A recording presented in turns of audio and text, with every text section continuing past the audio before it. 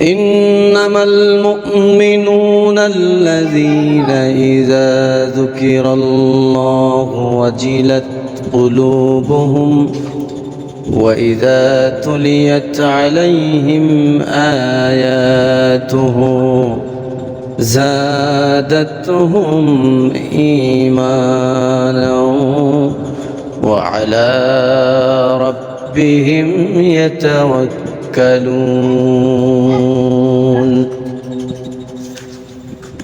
মহান আল্লাহ পাক রব্বুল আলামিন পবিত্র কুরআনুল কারীমে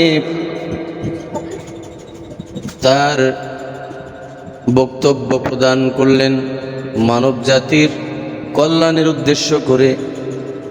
আল্লাহ পাক রব্বুল আলামিন মানব জাতিকে লক্ষ্য করে বললেন, যদি কোনো মানুষ আমার নাজিলকৃত কুরআনুল কারীমকে তেলাওয়াত করে, যদি সেটা অন্তর থেকে তেলাওয়াত করতে থাকে, সহিশুদ্ধভাবে সুন্দরভাবে যদি তেলাওয়াত করতে থাকে, এই কুরআনুল কারীম তেলাওয়াত করার ফলে তার অথবা তাদের অন্তরের ঈমান বহুগুণে বৃদ্ধি পেতে থাকবে। যে অন্তরটা একদমই মরে গেছে, যে অন্তরের মধ্যে কোনো ঈমান নাই, যে অন্তরটায় মরিচিকা পড়ে গেছে, খুবই খারাপ অবস্থা, এমন অন্তরগুলো কুরআনুল কারীম তেলাওয়াতের মাধ্যমে আল্লাহ সুসজ্জিত করে দেন, জীবিত করে তোলেন। সুতরাং কোনো মানুষ যদি নিজের ঈমানকে বৃদ্ধি করতে চায়, তাহলে পবিত্র কুরআনুল কারীম বেশি বেশি তেলাওয়াত করা এবং বেশি বেশি তেলাওয়াত শোনার চাইতে সহজ কোনো উপায় আমার জানা নেই।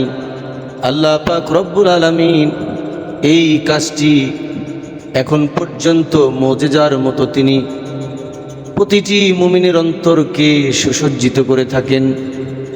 কুরআনুল কারীম যে একটি বিস্ময়কর কিতাব, এই কুরআনুল কারীম যে একটি জীবিত গ্রন্থ, যার তেলাওয়াত করলে পরে সে উপলব্ধি করতে পারে কিভাবে যেন তার অন্তর পরিবর্তন হতে থাকে এবং তার অন্তরের মধ্যে রাগ, হিংসা, অহংকার সব কিছু দূরীভূত হয়ে যায়।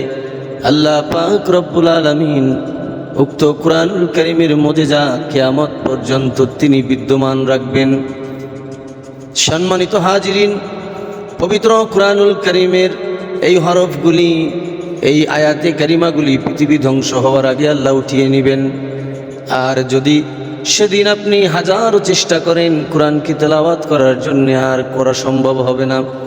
তার কারণ হলো আল্লাহ পাক রব্বুল আলামিন এই পৃথিবীর পরীক্ষা সেই দিন ক্লোজ করে নেবেন, শেষ করে নেবেন। আর কোনো ইবাদত তার কাছে গ্রহণযোগ্য হবে না, আর কোনো তওবাও তার কাছে গ্রহণযোগ্য হবে না। সুতরাং যদি হেদায়াত পেতে চান, যদি সঠিক পথ পেতে চান, তাহলে আল্লাহ পাক রব্বুল আলামিনের বিধিবিধানগুলো সময় থাকতেই মেনে নিতে হবে, নতুবা সময় চলে যাওয়ার পরে শুধু হাজারো আফসোস হবে। কিন্তু আল্লাহ পাক রব্বুল আলামিনের যখন সময় শেষ হয়ে যাবে, তিনি তার নির্ধারিত সময় যখন শেষ করে দিবেন, তারপরে তামাম পৃথিবীর মানুষ মিলেও যদি একটি মিনিটের আবদারও করে, কিন্তু সেই আবদার আর গ্রহণযোগ্য হবে না। সুতরাং আমাদের এই কোরআনের কাছে আসতে হবে, তেলাওয়াত করতে হবে, জানতে হবে, বুঝতে হবে, কুরআনুল কারীমের তাফসীর বুঝতে হবে, জীবন পরিবর্তন করতে হবে। আর এই পরিবর্তন করার যদি আমরা ব্যর্থ হয়ে যাই, আর এই ব্যর্থতা শুধু আমাদের জন্যই হবে, আল্লাহ পাকের এতে কোনো ক্ষতি হবে না।